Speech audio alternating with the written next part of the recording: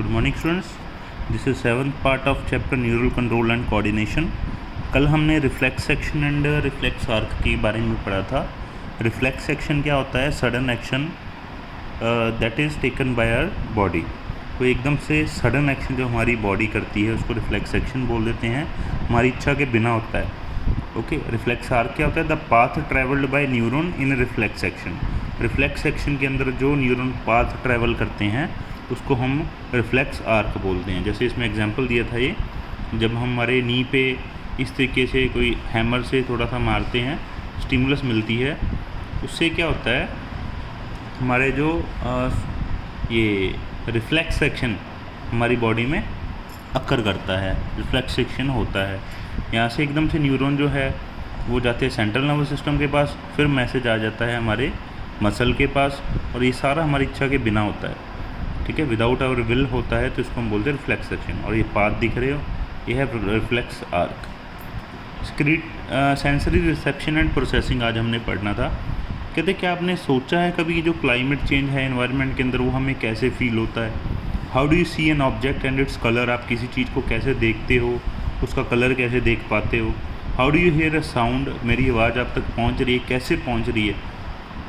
आपको कैसे पता लग रहा है कि मैं बोल रहा हूँ, कि सिर्फ मुंह नहीं हिला रहा, बोल भी रहा हूँ, और बोल रहा हूँ तो क्या बोल रहा हूँ? The sensory organ detect all type of changes in the environment and send appropriate signal to the central nervous system where all the inputs are processed and analysed. तो जो हमारे अलग अलग तरह के सेंसरी ऑर्गन्स हैं, ईयर, नोज, टंग, स्किन, ये सारे इन्वायरमेंटल चेंजेस को सेंट्रल नर्वस सिस्टम के पास भेजते हैं, जहाँ पर सेंट्रल नर्वस सिस्टम को इनपुट मिलती है और वो उसको प्रोसेस एंड एनालाइज करता है। Signal are then sent to different part और सेंटर ऑफ द ब्रेन। फिर सिग्नल जो है ब्रेन के अलग अलग पार्ट या अलग अलग सेंटर में पहुंच जाते हैं। जैसे कि ब्रेन में अलग अलग तरह के सेंटर हैं जो अलग अलग इन्फॉर्मेशन को प्रोसेस और स्टोर करते हैं। ओके, हमने पढ़ा भी था, जैसे कि फॉर ब्रेन आ गया, मिड ब्रेन आ गया, हाइंड ब्रेन आ गया। ठीक है, ये इन सभी के पास अलग अलग तरह के सिग्नल पहुंच जाते हैं जहाँ पे इनको प्रोसेस किया जाता है।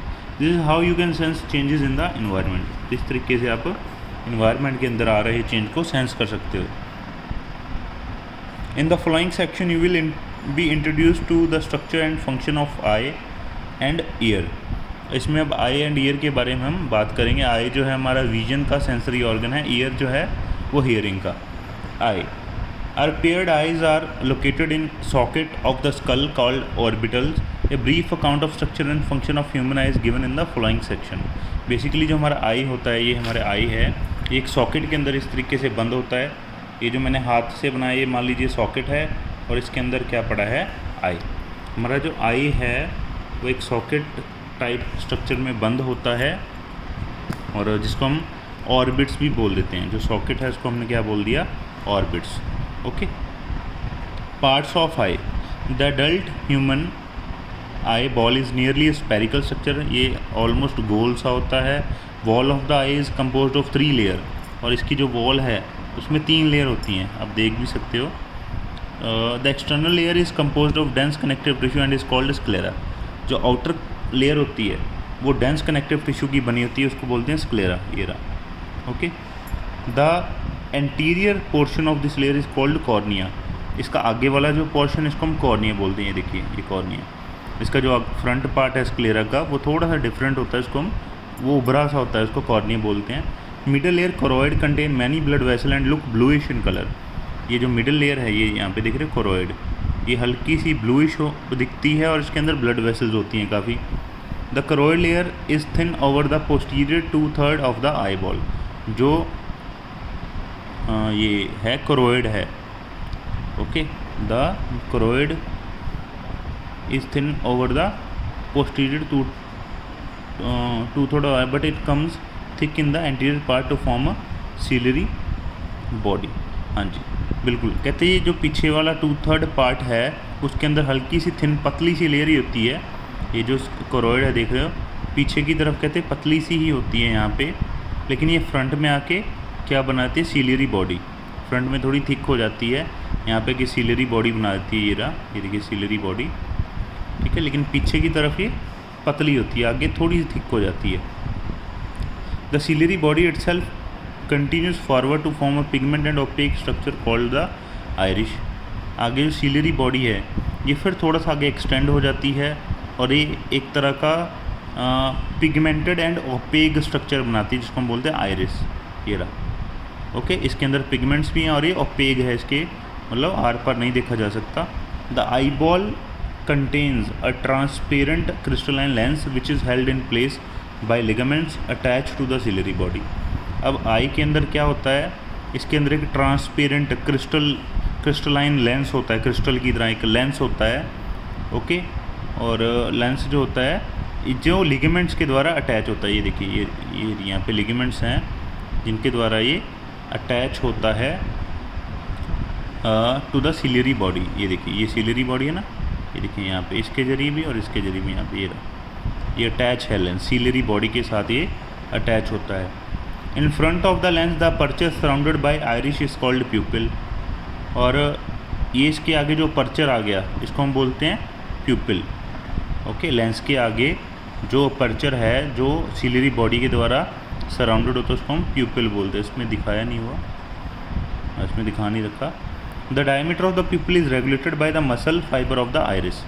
और जो ये इसका डायमीटर है छोटा बड़ा, इसको आयरिस कंट्रोल करता है। आयरिस ऊपर चला जाए तो इसका डायमीटर बड़ा हो जाता है, पास आ जाए तो छोटा हो जाता है। ओके, ये है।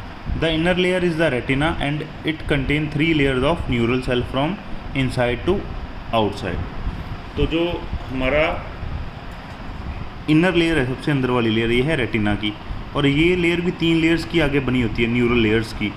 अंदर से अगर हम अंदर से बाहर की तरफ आएँ, सबसे पहले गैंग्लियन सेल हैं, फिर बाइपोलर सेल हैं और फिर फोटो रिसेप्टर सेल हैं। ओके, हाँ जी, अच्छा ठीक है। अंदर से बाहर की तरफ बिल्कुल नीचे वाली लेयर है गैंग्लियन, फिर बाइपोलर सेल, फिर सबसे यहाँ पे ऊपर है फोटो रिसेप्टर सेल। ओके, तो ये था हमारे आई के कुछ बेसिक पार्ट्स हैं और आगे और भी है इसके बारे में। इसके अंदर आगे 2 तरह के सेल होते हैं, फोटो रिसेप्टर सेल होते हैं जिसको हम रोड्स एंड कोन बोलते हैं। ओके, और जो लाइट सेंसिटिव, इनके अंदर एक प्रोटीन होते हैं जिसको हम फोटो पिगमेंट्स बोलते हैं। तो ये हम आगे कल करेंगे। कुछ आई के part and mechanism of vision हम देख कैसे सकते हैं, ये हम कल की वीडियो में इसको कंप्लीट कर लेंगे। ठीक है, तब तक के लिए आप आईज़ का जो बेसिक स्ट्रक्चर है ये स्टडी कर लीजिए और इसके बारे में जो आज हमने पढ़ा है वो देख लीजिए। ओके, ये जो हम कल करेंगे, ऑप्टिक नर्व, आई के पीछे एक पार्ट होता है जहाँ से सारी नर्व्स जो लेफ़्ट करके ब्रेन की तरफ जाती हैं, इसको ऑप्टिक नर्व बोलते हैं। यहाँ पे एक स्पॉट होता है जहाँ पर रेटिना एब्सेंट होता है, उसको बोलते हैं ब्लाइंड स्पॉट। और रेटिना के अंदर कुछ जगह पर क्या होता है, जो लेयर है बहुत पतली होती है, उसको बोलते हैं फोबिया।